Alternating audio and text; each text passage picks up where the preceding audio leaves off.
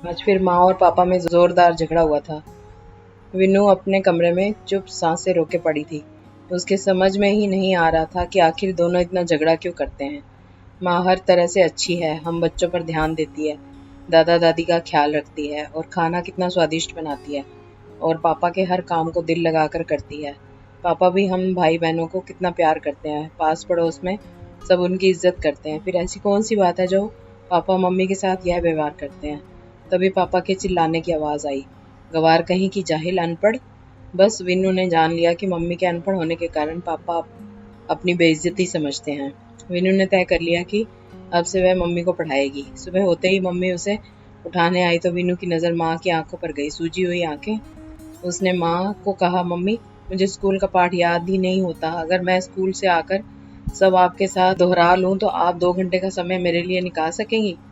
Mummy ने कहा, ज़रूर मेरी बिटिया, अच्छी पढ़ाई करे, इसके लिए अपनी बेटी की मदद ज़रूर करूँगी। अगले दिन से दोनों माँ बेटी ने कमर कस लिया। 4 क्लास की पढ़ाई तो 1 साल में पूरी हो गई। विन्नू की मम्मी भी कुशाग्र बुद्धि की थी।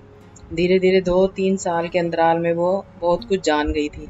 अब विनू मैट्रिक बोर्ड की परीक्षा देने वाली थी। उसने अपनी माँ के लिए भी प्राइवेट परीक्षा का फॉर्म भर दिया। माँ को भी इसकी जानकारी थी, लेकिन वह पेपर देने कैसे जाएगी, यह एक समस्या थी। संयोग से दोनों की परीक्षा एक ही जगह पर पड़ी थी। विनू ने पापा को कहा, पापा जब मैं पेपर देने जाऊंगी तो आप वहाँ रहोगे ना। पापा ने ऑफिस की समस्या बताई तो विनू ने कहा, फिर मम्मी को बोलिए मेरे साथ रहने के लिए। पापा ने हामी भर दी। अब दोनों ने परीक्षा दी और रिजल्ट का इंतजार होने लगा। रिजल्ट निकला और दोनों माँ बेटी की तस्वीर अखबार में छपी। शीर्षक था, माँ और बेटी ने इस साल एक साथ बोर्ड परीक्षा दी। बेटी ने टॉप किया तो माँ बस 2-4 नंबरों से पीछे रही, लेकिन उनके जज्बे को सलाम। विन्नू के पापा को सभी पड़ोसी रिश्तेदारों की बधाइयाँ मिल रही थी कि उन्होंने इस उम्र में पत्नी को पढ़ाया। विन्नू बहुत खुश थी। उसकी मम्मी के सर से अनपढ़ होने की चादर हट गई थी। विन्नू के पापा ऊपर से प्रसन्न और अंदर से लज्जित थे।